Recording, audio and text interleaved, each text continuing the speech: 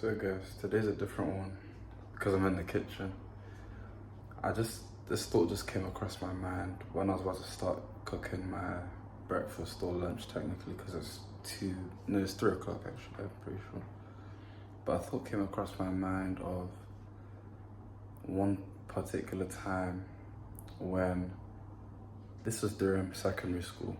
So at the time there was like an election for a student representative for the class or something like that. And obviously I have no interest in stuff like that.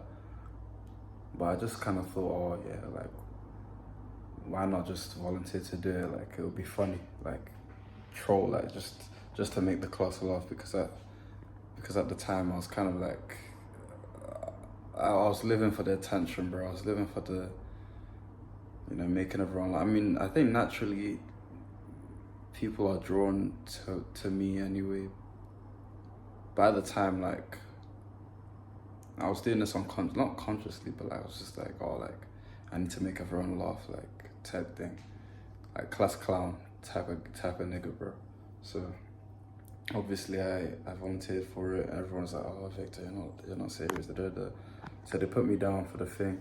And in my head I was thinking, yo, like, I could actually, like, I'm gonna win this thing. Like, in my head I was just thinking, like, I know like everyone thinks it's a joke, but like, I can literally win anything. That's, at the time, this is what I was thinking. I can literally win anything. And these convictions came, right, because of past experiences where there's times I've prayed to God. I've prayed in my mind and verbally to God that I want this and this to happen. And I felt very strongly that it was gonna happen. Sorry if the lighting is bad, it's because, well, I wanna start cooking. But the belief was so strong that it would happen, that it happened, obviously, like, it happened. And that's how it's always been. And growing up, my parents have kind of told me, like your name, we named you this name because even your birth was a victory, like the way I was born and everything, like I think either my mom and I were I think both of us, it was like one of us has to die during the birth, but thank God no one died. That's just the story of my victory. And that's why they named me Victor, because Victor means victory. Victor means winner. Self-explanatory. But since I got told that story, and from all my experiences, I was thinking like, yo, like, this is true. Like, I'm truly destined for victory wherever I see fit, wherever I seek it, even if I don't ask for it. And at the time I was thinking, yo, like, I'm gonna win this. Like, there were other nominees, whatever, and I was just thinking, yeah, like, can't lie, I'd beat them. Even though I don't want this, like, I can literally beat them. I can win. And I won. Like, I remember, like, what, I think the vote was the same day. The vote might have been the same day. And like, when they announced, oh yeah, Victor won the I was like, everyone was like, what? Everyone was like, what? What's going on? Like, really? Like, what? Yeah, I was just like, yeah. And that, like, in my head, I was shocked because of the way I was convicting, the way, like, I visualized it happening, like that. I literally manifested it in that moment. You know what I mean? Like, this is a sign. This is an example of unconsciously manifesting. Like, we manifest all the time, right? But we think, oh, we have to use a technique, or but no, it's like praying, right? Because when you pray, it's something that you feel and something that you're always thinking about. That's why it says in the Bible, pray without ceasing, because you're always praying in your mind. You're always thinking positive or negative, and whichever one you're thinking will come to pass. That's why when people pray verbally and they think negatively, or they still feel that doubt in their heart, they don't get what they want, or things get worse, and then they try to pass it off as saying, oh yeah, like, maybe it's just not meant to happen. It's because they didn't believe it in the first place. You can literally get whatever you want. You can literally get whatever you want. It's easier said than done to think positively, but you have to kind of just make that conscious effort to break your patterns that you're used to subconsciously, and also to sorry, I lost train of thought. I had something that distracted me. You need to reprogram yourself subconsciously, right? And then also, oh yeah, your environment as well. I think that's the one thing that you need to start changing first, right? Even if it's that you have to isolate yourself to find yourself, do it. Find that right environment. Find that select group of people that are always positive. Because your current friends right now, they're on a negative thought pattern. They're always thinking negative, or they're trying to stomp on your dreams. By the time the flame of your dream, before the flame of your dream even starts to ignite, they're stepping on it. That it's like breaking a light before you even use it. You know, like you need to get away from those people. You know, that's the one thing that will determine how you think. It's your environment. What else? Your habits. Your habits also reflects what's going on in your mind. So to replace bad habits, right? When you start to stop all these bad habits, first of all, pray about it. Have it in your mind that this isn't you anymore. You want to live a new lifestyle, right? So instead of counting the days, like trying to quit, like count the days, oh, this is day 3 of me quitting this, like just stop it. Like honestly, it shouldn't be a thing of like, I'm an addict, or I used to be an addict. It's like, it should be like, I don't smoke, like I don't do this, like I never smoked. That's that.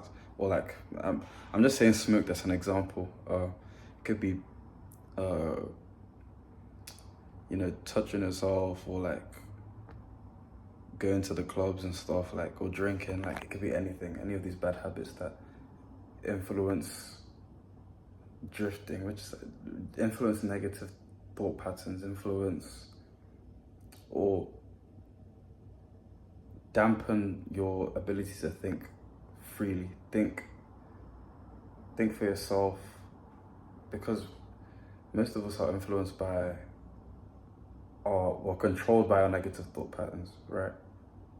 We need to be able to control positive thoughts to use to get to our desires, right? So we need to stop these habits, right? Replace them with good habits. So let's say you stop going to the club now, you've picked up reading books, right? Replace a habit with a habit.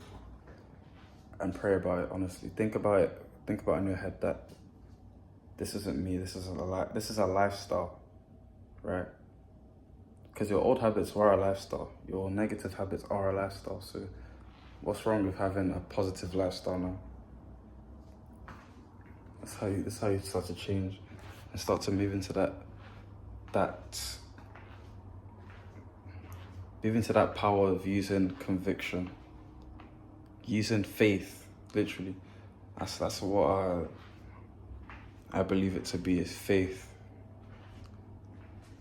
And the opposite of faith is fear. Fear is what keeps you, you know, stagnant. Like, oh, I don't want to do this, I don't want to do that, I'm scared. Or like uncertainty, anything that induces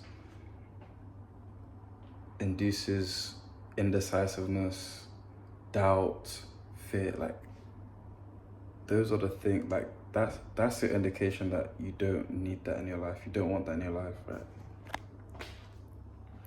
But this conviction, right? Like I was surprised because it's like it happened in 20 minutes, like, because we volunteered, then they voted, then we got the results. So like it's like it happened then and there. Like it's not, because usually when I pray for things, it's for long-term stuff. or things that will happen in a month's time or a few weeks. But this happened like instantly. And I was just like, what?